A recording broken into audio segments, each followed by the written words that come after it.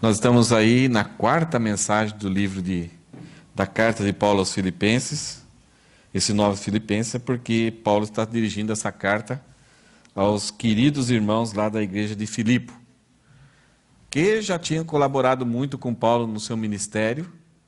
Talvez, é bem provável que Lucas seja o pastor dessa igreja, então essa liga, além do que tinha acontecido com Paulo com aquela igreja, estando Lucas naquela igreja, então existe um laço afetivo aí, um companheirismo, uma alegria, né, de saber as notícias dessa igreja. Além de mais, Paulo ter recebido essa carta e um irmão muito doente chegou ali para Paulo e entregou uma oferta para sustentar ele naquela situação em que ele estava, preso numa casa, né, amarrado, algemado a um ou dois soldados romanos. Então essa carta ela tem esse propósito aí. Nós já vimos 3 mensagens. A primeira é características de uma igreja genuína, algumas pérolas, algumas pétalas do que é uma igreja genuína. A segunda mensagem sobre o que uma oração genuína ela inclui ou não inclui. E em terceiro, na última semana, nós vimos a obra de Deus em nós. Como que essa obra funciona em nós?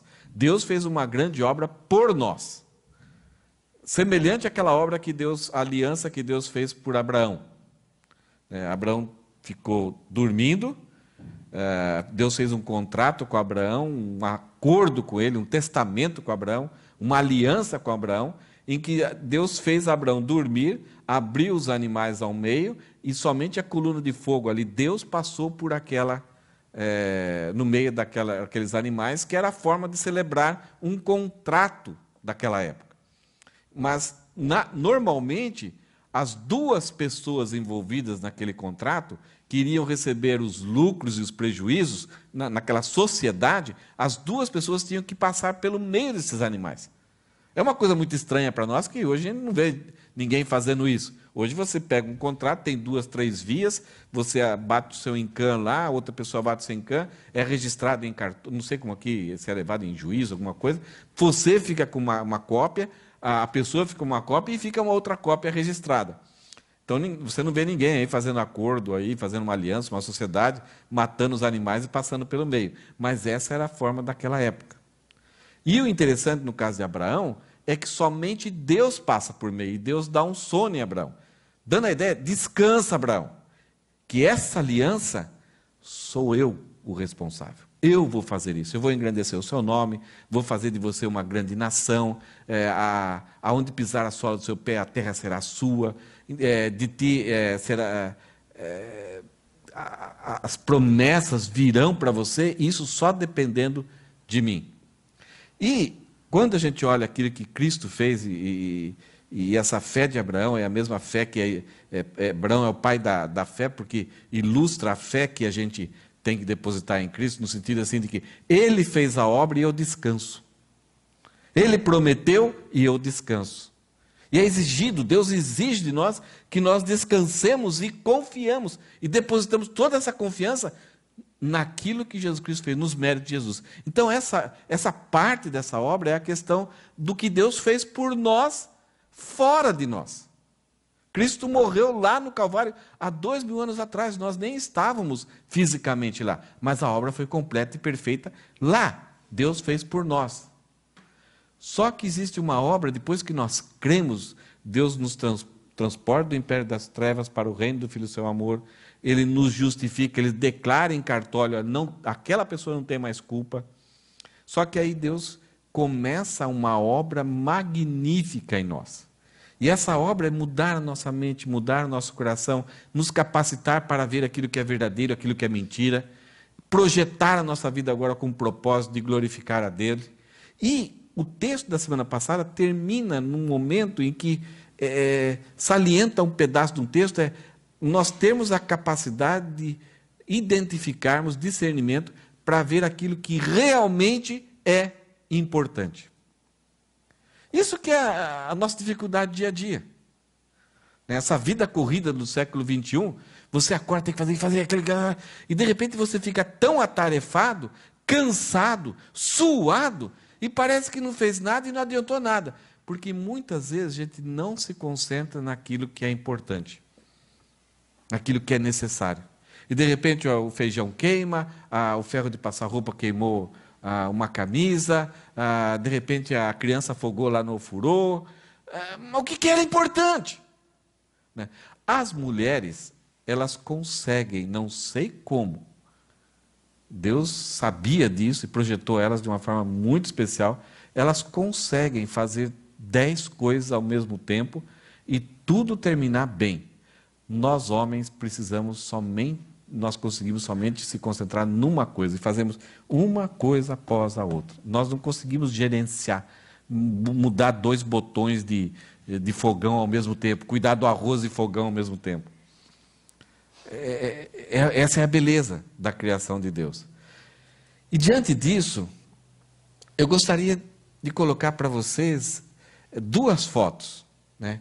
Para você olhar para a foto e o que surge no seu coração. Essa semana eu vi informações de que parece que está por aqui. Lá no aquário, parece navio aqui. É o navio Queen Elizabeth, né? Então, quando você olha essa foto aí, principalmente do navio, o que surge no seu coração? Já pensou passando uma lua de mel num cruzeiro? Que felicidade! Se eu tivesse condições de viajar num navio desse.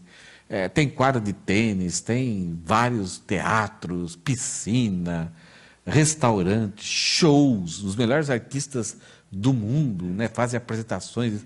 Já pensou se você tivesse condições de passar aí 30 dias viajando sem se preocupar? Como seria a vida feliz, né? Como que seria gostoso? Eu ainda vou querer fazer um cruzeiro. Eu já fiz um cruzeiro lá no navio Concerto, lá em Kobe, né, chovendo. Me trancaram numa cabininha que eu vi uma portinha assim, nos havia lá as neblinas lá. Falei, não vi a hora de voltar. Outra foto, talvez um lugar desse melhor. Né? Gostoso, né? Uma pessoa, quando a Rosana foi para o Brasil, a Keiko encomendou uma rede para ela. A Keiko acho que pensa já em Okinawa, né, Keiko? Você tem um terreninho lá já para se preparar. A Cíntia está curtindo isso daí, né? Nossa, ela coloca algumas coisas e fala, puxa vida, né? Que vida. Muitas vezes a gente olha para isso e parece que tanto navio, essa segunda foto e várias outras fotos que passam na nossa cabeça, quando a gente vê, puxa, né? Como eu seria feliz, como eu seria realizado. E aí eu tenho algumas perguntas para vocês. Né? O que você considera uma vida de sucesso, uma boa vida? Precisa responder. O que seria necessário acontecer na sua vida para você ter uma vida com muita alegria? O que você não gostou ou não gosta na sua vida, que te entristece, que tira o ânimo, que parece que sempre, todo dia é um tormento e te atrapalha? Qual a coisa mais importante para você que você não abre mão? Aquilo que você faz ou que acontece com você ajuda a motivar, fortalecer sua igreja ou provoca divisões e contendas? Isto é, o que você faz ou o que aconteceu com você, isso contribui para o bem dos irmãos da igreja ou desanima, cria divisões, cria contenda? Eu gostaria de, para essas perguntas, usar a perspectiva de Paulo. Como Paulo responderia essas perguntas? Primeiro, se eu perguntasse para Paulo, o que você considera uma vida de sucesso, uma boa vida? Sabe o que ele responderia? Pregar o evangelho. Segunda pergunta, Paulo. O que seria necessário acontecer na sua vida para você ter uma vida com muita alegria? Sabe qual é a resposta? Pregar o evangelho. Paulo, o que você não gostou ou não gosta da sua vida? Se eu fosse impedido de pregar o evangelho. Paulo, qual a coisa mais importante para você que você não abre mão? Pregar o evangelho.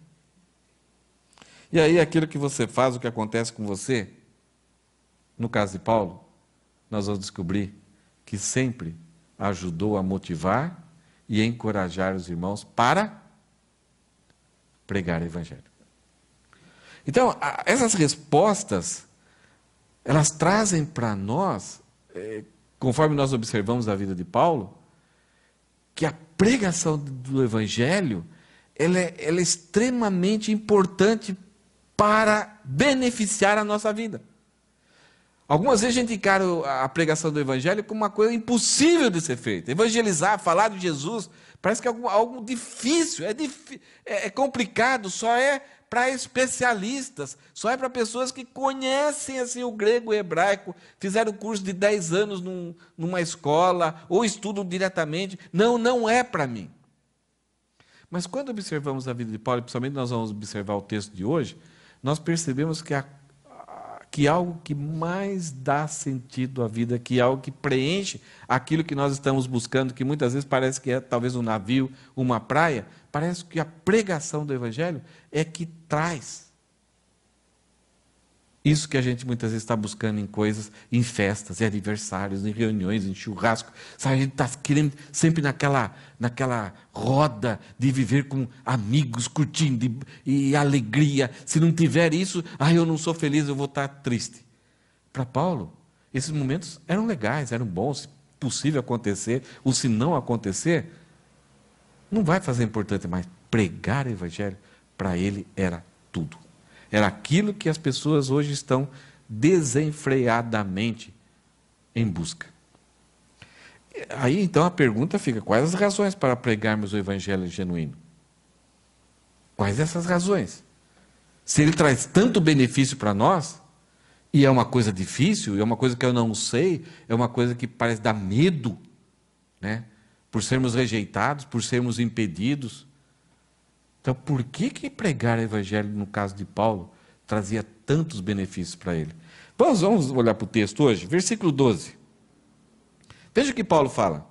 Quero que saibam, irmãos, ele está escrevendo para os filipenses, que tudo o que me aconteceu tem ajudado a propagar as boas novas. Paulo fala, tudo aquilo que aconteceu tem me ajudado a pregar as boas novas. Tem ajudado no avanço das boas novas. E a palavra, eu até coloquei essa palavra aqui em grego para mim não esquecer, né, essa palavra prócope, é em grego, é a língua que Paulo escreveu. Ela não está querendo, na sua Bíblia talvez está a ideia no avanço do Evangelho. E aqui é traduzido por propagar o Evangelho. Pode dar a ideia para a gente de alguém com megafone falando, né? Aqui no Japão, muitas vezes você vai em algum lugarzinho, tem alguma pessoa dando orientações e falando no megafone. Ninguém está impedindo, ninguém está criticando ele, até está agradecendo, porque muitas vezes está dando uma orientação. Você, arigatou gozaimasu, né? A ideia de propagar o avanço do Evangelho não é um avanço livre, solto e estimulante. A ideia de propagar aqui é como uma pessoa que entra numa mata virgem, que nunca foi explorada. Você está com facão, com roupas especiais, por causa dos espinhos, tanto no chão, nas árvores, por causa dos galhos, dos cipós, e você tem que cortar, e toda hora aparece uma planta que gruda em você. Isso é um avanço com muitos obstáculos. Uma hora você sobe, outra hora você corre o perigo de deslizar, tem que segurar aqui, segurar aqui. Então, o avanço do Evangelho, como Paulo escolhe essa palavra, ele está falando que o avanço do Evangelho vai ser sempre com muita dificuldade. É como os europeus conquistaram a América do Sul. Eles entraram por mata dentro e foram fazendo trilhas. Enfrentando animais, enfrentando doenças, enfrentando pragas, enfrentando bactérias desconhecidas para eles, mas eles estavam desbravando. Então, essa é uma coisa que a gente tem que considerar sempre. O Evangelho não é chamado, vem, ai que legal. Todo avanço, 1 centímetro de avanço do Evangelho, é sempre feito com muito esforço, com muita luta. É por isso que a gente fica preocupado. Eu não sei falar. Como que a pessoa vai reagir? Porque as reações raramente vão ser de abraçar. As pessoas vão olhar muito feio para nós. Vão até nos perseguir, vão até nos criticar, vão até nos condenar. Até que chegue um momento em que Deus quebre o coração e de repente a luz brilha e a pessoa fica favorável. E até depois a pessoa vai testemunhar como eu resistia ao Evangelho, mas Deus me derrubou por terra e me salvou. Essa foi a história de Paulo. Nós sabemos o quanto ele foi um obstáculo pelo Evangelho, prendendo até pessoas, parentes, amigos, conhecidos do seu próprio povo, em resistência ao Evangelho, até que Jesus Cristo veio e bateu de frente com ele. E a história de Paulo, quando ele usa essa palavra, ele está retratando justamente aquilo que ele vivia. Em todo lugar, ele tinha que desbravar, empurrar, se esforçar. E algumas vezes ele ia um passo para frente, apedrejavam ele, jogavam lá num canto. Jogavam numa cadeia. Ou, muitas vezes, faziam uma situação que, se Paulo não tivesse sido socorrido por até pessoas não crentes ou incrédulos do império, os soldados romanos, ele não tinha escapado com vida. Então Paulo fala o seguinte: quero que vocês saibam, irmãos, que tudo o que me aconteceu tem colaborado para esse avanço difícil que o Evangelho enfrenta. Agora, o que Paulo está querendo dizer aqui? É que quando nós pregamos o Evangelho, e aí começamos a perceber o que acontece na nossa vida, nós percebemos que aquilo que Deus permite que aconteça na nossa vida se não for por causa dos nossos erros, se não for por causa das nossas escolhas ruins, mas quando você quer viver uma vida de comunhão com Deus, de obediência a Deus, de querer servir a Deus com todas as suas forças, então você fala assim: eu vou servir a Deus, eu vou contribuir com Deus, eu vou fazer parte do povo de Deus, e as coisas começam a acontecer de forma ruim. Aí você fala: peraí, Deus está sendo injusto comigo. Então, quando você está nessas condições, não em condições de desobediência, e a vida começa a ir ruim, aí é disciplina de Deus. Mas quando você está agindo de forma correta, obedecendo a Deus, de forma integral, em santidade, querendo conhecer mais a Deus, orando mais, e a vida ainda assim parece que é mais difícil ainda, então, Paulo fala assim: quando estiver na situação, nós entendemos a nossa vida porque é para nós pregarmos o Evangelho. Então, quando Paulo fala assim: tudo que me aconteceu tem ajudado para a propagação do Evangelho. Então, Deus permitiu com que aquelas coisas acontecessem para ajudar Paulo nesse processo de desbravamento, de entrar no interior de matas, de trevas, e ali pregar o Evangelho. Agora, será que tudo? A igreja de Corinto criticou muito Paulo. Havia falsos apóstolos, superapóstolos, que até acusavam que Paulo não era apóstolo, que Paulo queria só saber de dinheiro, que Paulo estava usando de pretexto para pregar o Evangelho. Então Paulo, ele vai escrever uma carta se defendendo e relatando que ele não era aquele superapóstolo folgados que queria enriquecer. Ele vai mostrar como que é a vida dele como apóstolo. E bem diferente da vida que aquelas pessoas levavam e que estavam acusando ele. E ao mesmo tempo, Paulo, ele vai alistar tudo que aconteceu para ele.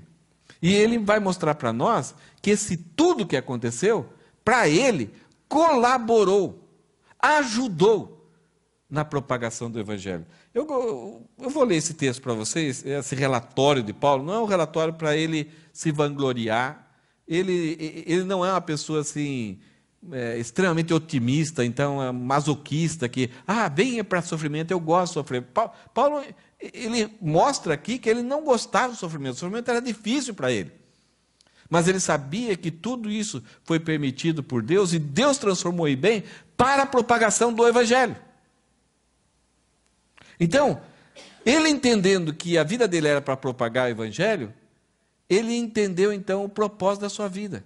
Ele entendia a sua história, que era uma história muito difícil. Então veja o que ele escreve em 2 Coríntios 11, 23. Ele fala assim: trabalhei com mais dedicação, fui encarcerado com mais frequência do que aqueles superapóstolos. Perdi a conta de quantas vezes fui açoitado, e em várias ocasiões enfrentei a morte. 5 vezes recebi dos líderes judeus os 39 açoites. 3 vezes fui golpeado com varas. Fui apedrejado uma vez. 3 vezes sofri naufrágio. Certa ocasião passei uma noite e um dia no mar, à deriva, sem saber para onde ia.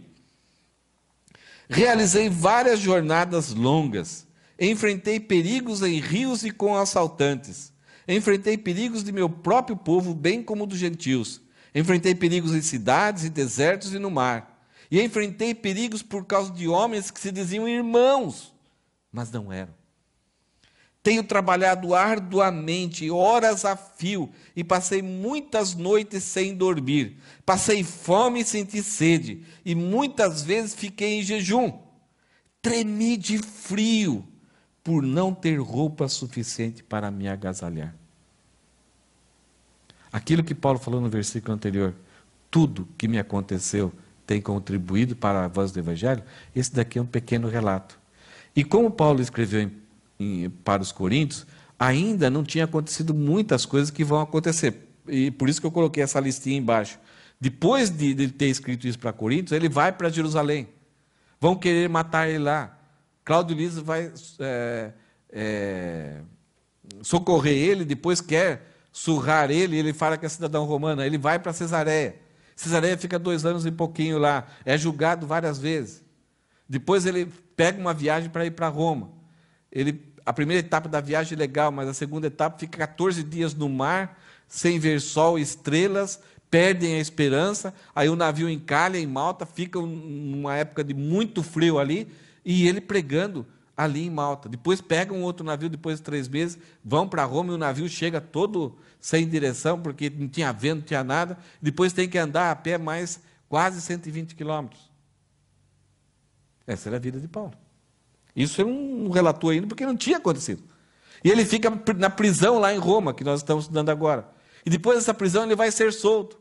Mais para frente vai ter uma perseguição contra os cristãos. E aí Paulo é preso novamente. Aí ele é morto. Corta-se a cabeça dele. Então, ele nem tem ideia do que vai acontecer ainda mais para ele. E a gente sabe o que aconteceu. Mas em Coríntios ele falou que todas essas coisas, para ele, contribuiu para o avanço do Evangelho. Porque o que era importante, o que satisfazia ele, o que trazia alegria para ele, era pregar o Evangelho. Versículo 13. A pregação do Evangelho é importante, é o que dá satisfação para nós, porque com a pregação do Evangelho a gente chega em lugares que nós nunca chegaríamos. Todos nós queremos alcançar algum lugar aqui. Olha que Paulo fala assim: pois todos aqui, incluindo toda a guarda do palácio, na sua Bíblia talvez a guarda pretoriana, sabem que estou preso por causa de Cristo. Quando nós pregamos o Evangelho, nós entramos num processo que, de repente, o Evangelho chega em alguns lugares inacessíveis. Paulo, ele estava encarcerado, preso, vigiado dia e noite, mas o fato dele estar ali, o fato de Deus ter permitido aquela situação, fez com que toda a guarda, os 9.000 soldados especiais da guarda do imperador, soubessem do Evangelho, ouvissem o Evangelho. Talvez espalhavam um ao outro, mas aqueles guardas que foram privilegiados, escalados, para estarem amarrados com Paulo no dia a dia.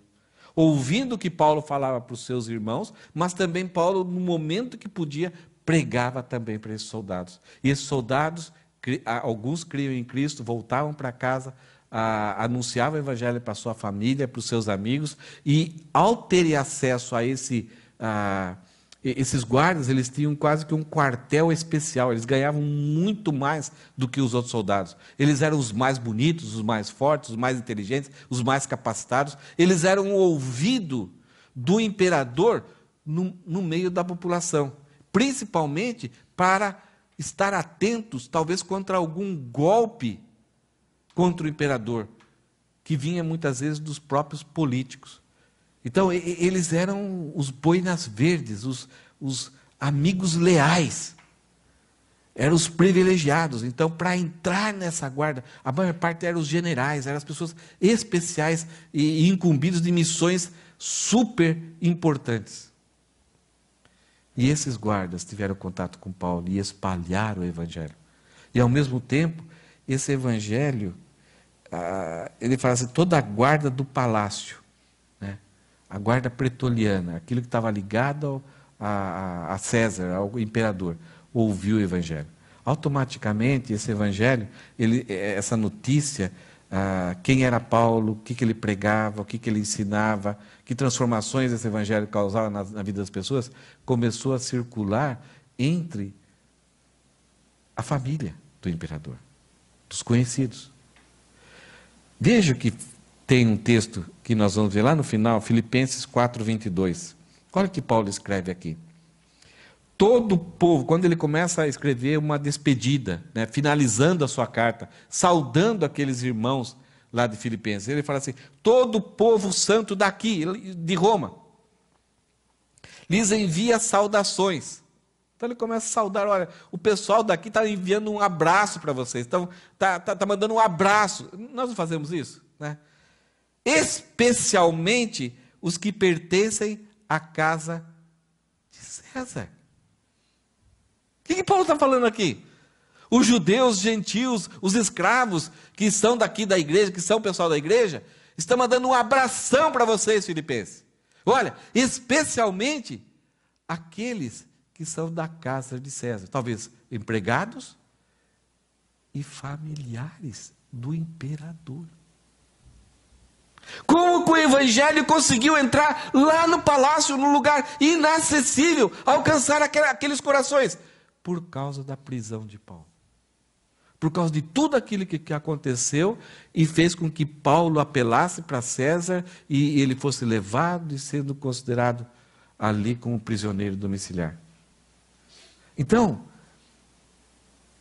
por causa de Paulo dar prioridade e ter esse foco na pregação do evangelho, todas as coisas que tinham acontecido na vida dele contribuiu para esse avanço, para desbravar lugares que quase poucas pessoas tinham acesso. E o evangelho chegou. Que coisa fantástica. É por isso que Paulo, no final do livro de Romanos, ele fala assim, Deus faz com que todas as coisas contribuam para o bem daqueles que amam a Deus. Desde que você esteja focado nos propósitos de Deus.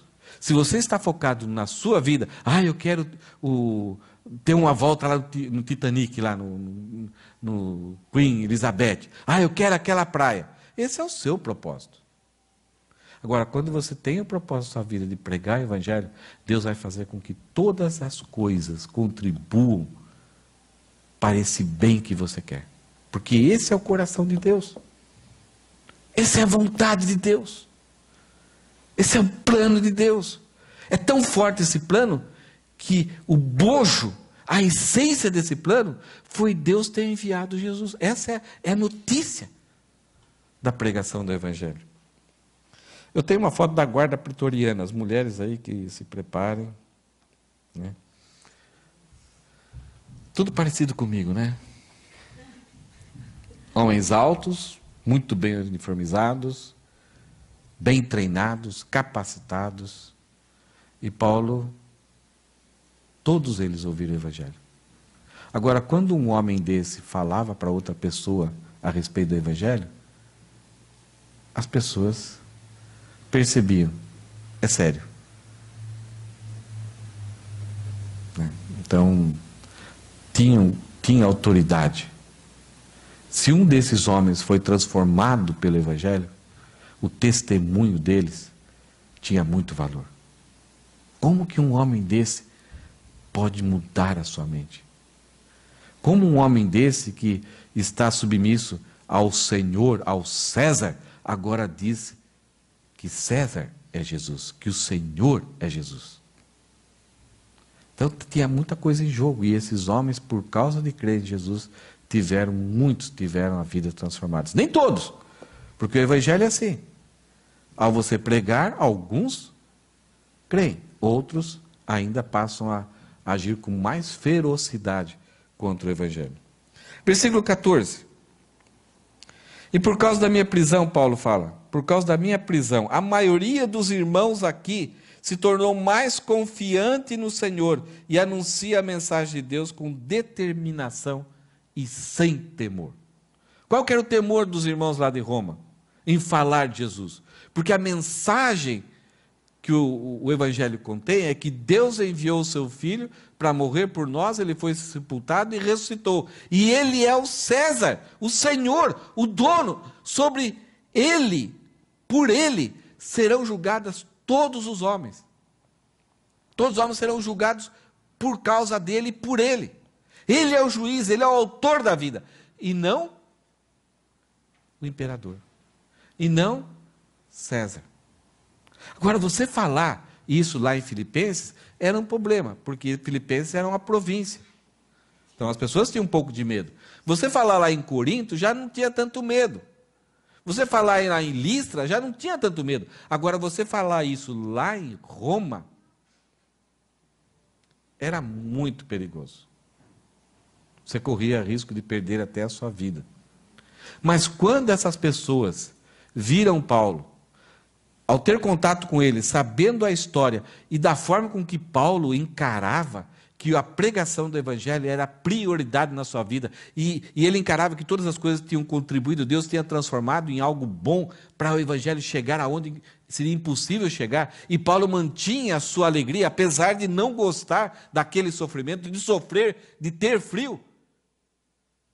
Esses irmãos falaram, puxa, se tudo isso aconteceu e ainda ele está alegre e está com essa perspectiva de que Deus está realizando essa grande obra, e o que é mais importante é pregar o Evangelho, glorificar a Deus através do Evangelho, e não o meu conforto, não minha felicidade, não o meu prazer, eu vou fazer o mesmo. Por que eu não posso fazer? Eu não estou preso. Eu ainda tenho o meu dia a dia para escolher e viver. Paulo não tem escolha e ainda mantém a sua alegria. Então esses irmãos ali em Roma começaram a ter mais confiança no Senhor e com determinação anunciavam a mensagem de Deus, sem temor, sem medo mais, por causa daquilo que viam no Paulo. Então a prisão de Paulo, que poderia trazer mais medo para essas pessoas, Paulo foi preso, então se ele foi preso, vai acontecer comigo. Então deixa eu pegar minha malinha e dar no pé. Aqueles irmãos, aquela prisão e aquela atitude de Paulo, a forma com que ele encarava a sua vida, ele entendia a sua vida, os fatos que aconteceram com ele, deu mais energia, carregou esses irmãos de vontade, de confiança, sem temor para continuar a pregar o Evangelho. Versículo 15. Um texto triste, que vai falar umas consequências, uns efeitos colaterais que aconteceram pelo fato de Paulo estar preso ali em Roma. Ele vai falar, pessoal, é verdade que alguns anunciam a Cristo, que estão anunciando a Cristo, por inveja e rivalidade, mas outros o fazem de boa vontade. Estes pregam por amor, pois sabem que fui designado para defender as boas novas. Aqueles, no entanto, anunciam a Cristo por ambição egoísta, não com sinceridade, mas com o objetivo de aumentar o meu sofrimento enquanto estou preso. Entenderam? Primeira coisa que a gente precisa resolver nesse texto aqui. Havia pessoas que pregavam com amor, que percebiam que Paulo foi chamado por Deus para a pregação. Então, eles, além de pregarem, eles facilitavam o ministério de Paulo, sustentavam ele na cadeia, levavam pessoas para serem discipulados. Eles se associaram ao ministério de Paulo. E pessoas falavam, mas ele está preso, Deus não permitiria. Então, eles ajudavam as pessoas a entenderem e serem beneficiadas pelo ministério de Paulo. Pastores lá de Roma, não tinham dificuldade nenhuma de levar pessoas para serem aconselhadas. Então eles somavam com Paulo. Não tinham medo, receio de Paulo. Fizeram-se como um só corpo com a vida de Paulo. Por amor, com sinceridade. Que Paulo fala assim, de boa vontade. Mas outros não agiram dessa forma. A primeira coisa que nós temos que olhar nesse texto é que tanto a mensagem pregada por esses de boa vontade e com aqueles que eram egoístas e agiam com rivalidade, a mensagem deles era genuína. O conteúdo da mensagem era bom, era correto. Porque Paulo não combate isso aqui. A pregação deles era exata. Que Cristo é Deus, Cristo é homem, morreu por nossos pecados, que ressuscitou e vai voltar. Que é o Senhor. A mensagem não tinha problema. Que a salvação é exclusivamente pela graça, mediante a fé. Que a obediência à lei não traz salvação. Ela simplesmente é um condutor que nos leva a entendermos o sacrifício de Cristo. Então, a mensagem não tinha problema. Se tivesse problema, Paulo já tinha ficado muito nervoso e combatido e dado nomes para eles.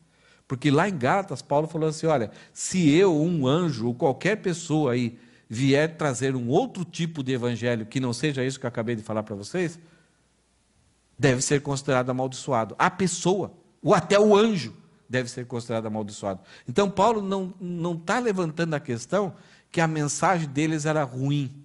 A mensagem deles era pura, era perfeita, era correta, igualzinha que Paulo pregava. Mas a motivação era errada. E isso é possível. É possível alguém pregar o evangelho genuíno com motivação errada. Esse texto, muitas vezes, por não ser entendido, algumas pessoas, quando ouvem assim, de repente, alguém falar, olha, aquele grupo lá não é um grupo errado. Não, Paulo falou que devemos deixar com que as pessoas preguem. Não. Se não prega a mensagem bíblica anunciada, a mensagem do Evangelho de forma correta, anunciada na Bíblia, deve ser denunciado. Tanto a mensagem, como os pregadores dessa mensagem. Se forem pessoas que estão agindo com sinceridade, com motivação correta, com simplicidade, como Apolo pregava, com muita empolgação, quando Priscila e Áquila perceberam que faltavam alguns detalhes, precisavam ser corrigidos, eles chegaram para Apolo e ensinaram Apolo, corrigiram. E Apolo continuou pregando, ele nunca foi combatido, porque ele foi ensinado. Agora, pode ser, porque Apolo era sincero, ele não tinha algumas informações.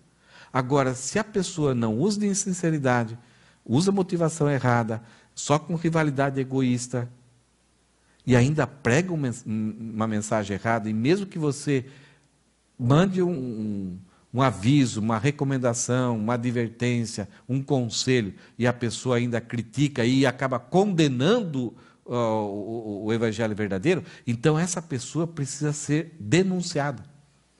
Tanto a mensagem como ela mesma. Para que outras pessoas não caiam no mesmo erro, no erro, na sedução. E que as pessoas tenham uma opção de tentar entender se aquilo é verdade ou não é. Porque normalmente essas mensagens, elas vêm de encontro com a ganância do ser humano. Com situações terríveis que nós estamos enfrentando, e de repente parece que é uma porta que se abriu, o falso mestre, ele sempre vai trabalhar nas dificuldades da pessoa, naquilo que é ganância ou sofrimento, oferecendo uma válvula de escape. Então, esse tipo de pregador, esse tipo de mensagem, deve ser denunciada por mim e por você. Ou alertar, as pessoas devem ser alertadas. Agora, Paulo não está tratando isso. Esses dois grupos de pessoas estavam pregando a mensagem correta, então não tem problema. O problema, Paulo reclama, né? Paulo denuncia, porque Paulo fala, por que eles estão fazendo isso? Eu estou preso. Deus está usando a minha prisão para alcançar mais o evangelho. Por que eles estão agindo com rivalidade contra mim? Por que eles estão com medo de mim? Eu não sou concorrente deles, eles estão agindo como se eu fosse concorrente. E além disso, parece que eles estão com medo de eu tomar o lugar deles, que eu vou deixá-los mais pobres. Então Paulo fala, na pregação do Evangelho, nós sempre vamos encontrar pessoas que pregam sinceramente de boa vontade e outros com motivações erradas. Se pregarem o Evangelho, as pessoas serão beneficiadas. Só que essa motivação errada vai ser julgada e tratada por Deus. Então, Paulo está dando um alerta, está mostrando para nós. Quando nós pregamos o Evangelho, por que nós pregamos? Para ter lucro através do Evangelho? Para ter uma concorrência de ministério?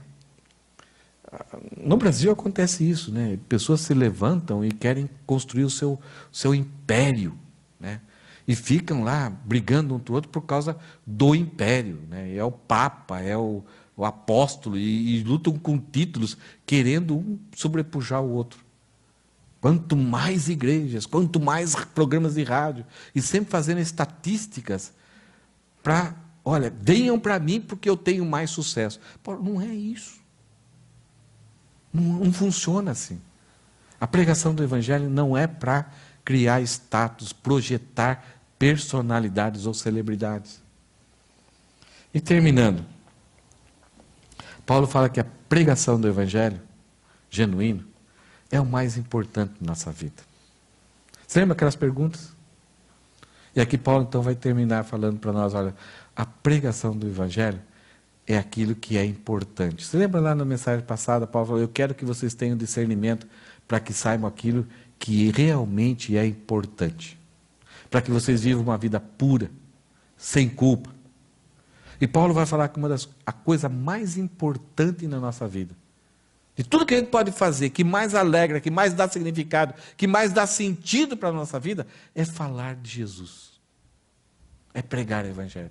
E ele fala assim, mas nada disso importa, mesmo que as motivações não sejam boas e erradas, nada disso importa. Sejam as motivações deles falsas, sejam falsas, sejam verdadeiras, a mensagem a respeito de Cristo está sendo anunciada. E isso me alegra. E ele fala, e continuarei a me alegrar. Porque o mais importante é a pregação do Evangelho. O que nós vimos hoje? Nós vimos as razões para pregarmos o Evangelho. Por que é tão bom pregar o Evangelho? Primeiro, a pregação do Evangelho nos ajuda a entendermos a nossa história. Por que Deus permitiu algumas coisas na nossa vida? Ele permitiu algumas coisas nessa vida, da forma terrível que algumas vezes acontece, para nós aproveitarmos aquilo e percebermos que aquilo se tornou uma oportunidade para nós testemunharmos o cuidado, o amor de Deus na nossa vida. Então nós entendemos a nossa história. Segundo, a pregação do Evangelho mostra para nós que somente o Evangelho consegue chegar em alguns lugares. Deus faz com que essas coisas aconteçam para que o Evangelho chegue em lugares que por nós mesmos nunca conseguiríamos, através de nenhum método, através de nenhum recurso humano, eletrônico, o Evangelho conseguiria chegar. De boca em boca. Vida por vida. Talvez você consiga através de televisão, de papel, de folheto, mas vida na vida, só o Evangelho, a pregação do Evangelho consegue. A pregação do Evangelho encoraja e estimula. Né? Toda vez que você prega, outras pessoas são encorajadas, são estimuladas a também falar de Jesus. E dependendo da situação que você já enfrentou, quando você usa aquilo que aconteceu com você, você entende isso, entende a sua história, você prega o Evangelho, você vai estar encorajando outras pessoas. É gostoso quando a gente vê pessoas falando de Jesus para outras pessoas. Você tem ânimo, você vai lá ajudar. Agora, o ruim é quando você vê uma pessoa pregando, metida, está querendo falar de Deus, eu também vou falar. Que motivação é essa? É uma motivação errada. Mas se eu vejo um irmão falando, eu falo, puxa, eu também quero, vou falar também. Ou vai ajudar, vai chegar perto, vai orar. Então, isso é motivação correta. E a pregação do Evangelho, se você quer alistar algo que é prioritário na sua vida, alista isso. Coloca lá em primeiro lugar, porque é o mais importante, tanto para a sua vida, como para a vida das outras pessoas. Eu alistei rapidinho aqui, só para a gente pensar um pouquinho, vocês não precisam concordar, mas daqui a pouco nós estaremos na eternidade. Cada dia mais Cristo está mais perto de voltar. Estamos cada dia mais próximo da volta de Jesus. Cada dia mais nós também estamos mais próximo do fim da nossa história aqui na Terra. Eu estou mais próximo do que a maioria de vocês. Talvez alguns vão meio de surpresa, assim, né? Meio jovem e tal. Acaba acontecendo isso. Mas a naturalidade é que quantos anos mais você tiver, mais perto você está do fim da sua existência aqui e vai entrar na eternidade. Agora, se Cristo voltar e todos nós estivermos vivos, nós vamos juntos. E eu comecei a pensar que na eternidade algumas coisas vão ser melhores. Por exemplo, louvor. Eu gosto muito do louvor daqui. Nossa, como que eu curto. Eu tive em igrejas muito boas, já participei de igrejas muito boas. Lá em Botucatu, Bragança Paulista, em Atibaia, em Itapetininga. Todas essas igrejas têm um louvor muito gostoso, mas não sei porquê. Aqui eu gosto tanto. É um negócio tão natural, simples, de coração, com as nossas dificuldades, superando as dificuldades, cada um, né, zelando, querendo fazer o melhor. É tão gostoso. Mas no céu será melhor. A comunhão da igreja aqui é muito legal. Eu gosto. Desde que eu cheguei aqui, nossa, como que o pessoal aqui gosta de estar junto, vibram de estar juntos. Mas no céu vai ser melhor. O conforto aqui no Japão é muito bom. Eu gosto de tomar um banho quente. No Brasil a gente tem que... Eu colocava até um negocinho no cano do chuveiro para impedir com que a água passasse tanto, para ficar um pouquinho fervendo, para sair um pouquinho, algumas gotas quentes lá. Eu gosto de um banho quente. Não sou muito chegado no ofurô, mas uma duchinha quente é muito bom.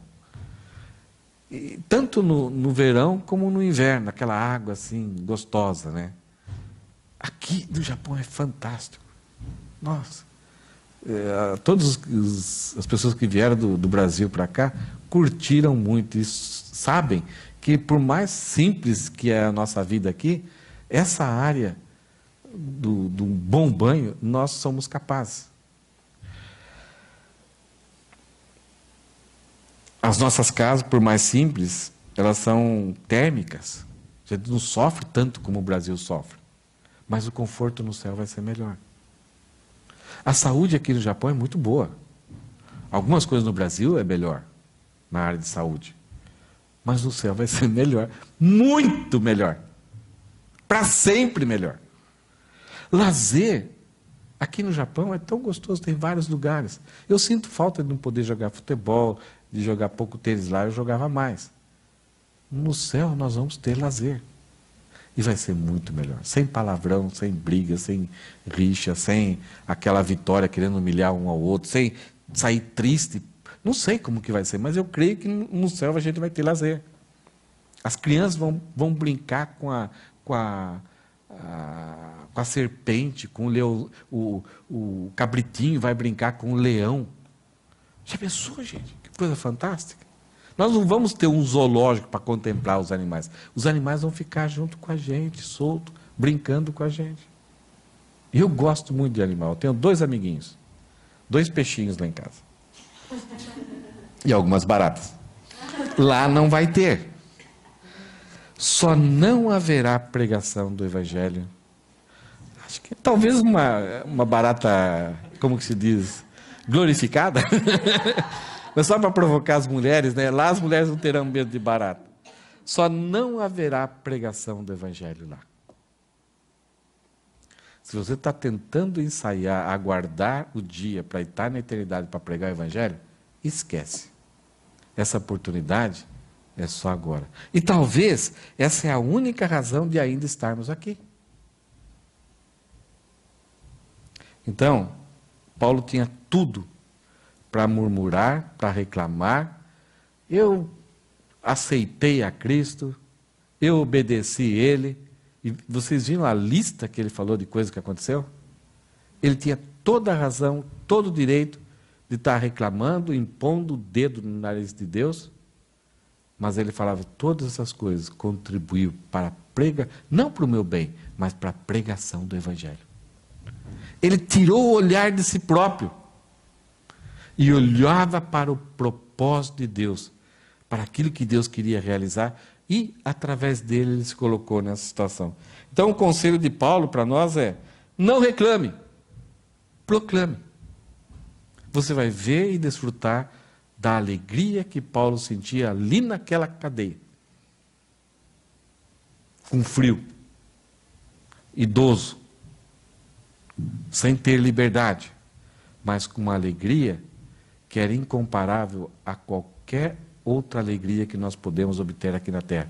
Um carro novo, uma casa melhor, um salário maior, passeios, um cruzeiro nesse navio, uma praia.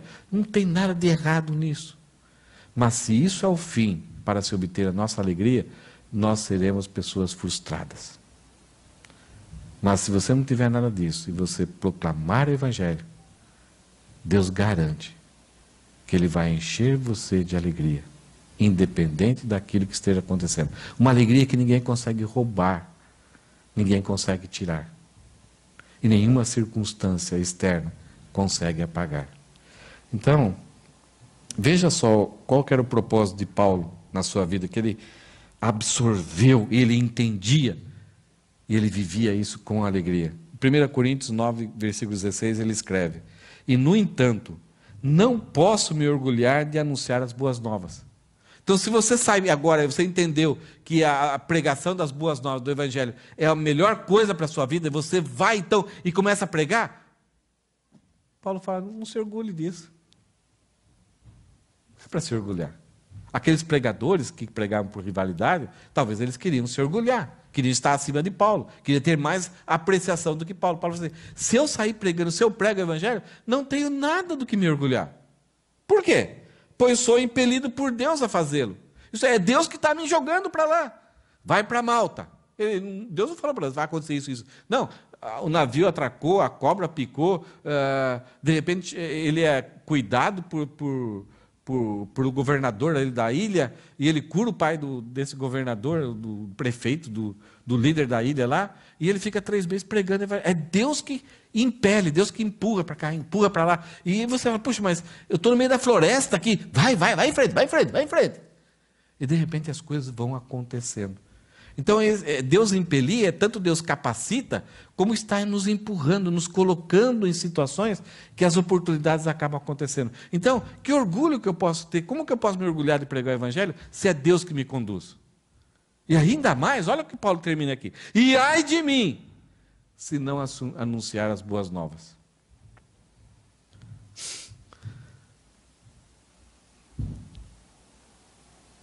Vamos ler todos juntos esse texto? E, no entanto, não posso me orgulhar de anunciar as boas novas, pois sou impelido por Deus a fazê-lo. Ai de mim, se não anunciar as boas novas. Do que será que Paulo está falando?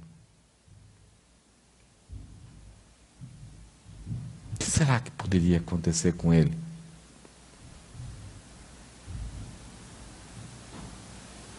Será que isso, com essa ideia aqui, a gente talvez entenderia por que pessoas são tão frustradas, reclamam tanto, não conseguem encontrar prazer na vida, estão perdidas, criam divisões, criam intrigas, criam problemas para si mesmo, para outras pessoas, porque não encontram alegria, elas não têm aquilo, a graça de olhar para a vida, de verem a boa mão de Deus, mesmo em circunstâncias ruins, e se alegrarem sempre em Deus. Então, o livro de Eclesiastes, quando a gente estudou Eclesiastes, a gente descobriu isso. Muitas vezes tem pessoas que lutam a vida toda para terem tantas riquezas, para ter um navio daquele lá, para ter uma ilha daquele tipo que a gente viu. e outras pessoas que acabam curtindo, que não gastaram um centavo. E essas pessoas que são proprietárias disso, vivem ranzinzas, terminam a vida secas, sem alegria, com famílias destruídas, brigando entre si pela herança. Mas por quê? Por não glorificarem a Deus, não entenderem o propósito de Deus nas suas vidas, não receberam de Deus a capacidade de se alegrar com a vida. Então, quando uma pessoa não se dispõe a fazer aquilo que Deus quer que ela faça, ela não tem de Deus a graça, a capacidade de curtir e se alegrar nessa vida. Então, por isso que a gente vê muitas vezes pessoas tão simples, tão pobres, tão miseráveis, com tantos problemas, mas com uma alegria que vem de dentro, que você fala, mas o que é essa alegria? Aonde que ela consegue ter essa alegria, essa paz, essa serenidade, essa confiança, não tem temor da vida? Não é que é uma pessoa masoquista, não é isso. Mas é que a ligação que ela tem com Deus faz com que ela tenha capacidade de se alegrar com qualquer coisa. Quando a pessoa não tem essa ligação, nem tudo, mesmo que seja tudo no mundo que ela tenha, ela nunca vai ser eternamente e nem temporariamente feliz. Quer ser feliz? Quer se alegrar diariamente? Muitas pessoas vêm para a igreja, ou frequentam a igreja, ou vão para alguma igreja, para que os seus problemas se resolvam, para que ela não tenha problemas, e aí então ela possa ser feliz. Não é essa a proposta de Deus. Você quer ter alegria? Pregue o Evangelho. Não sei como vai ser a sua vida.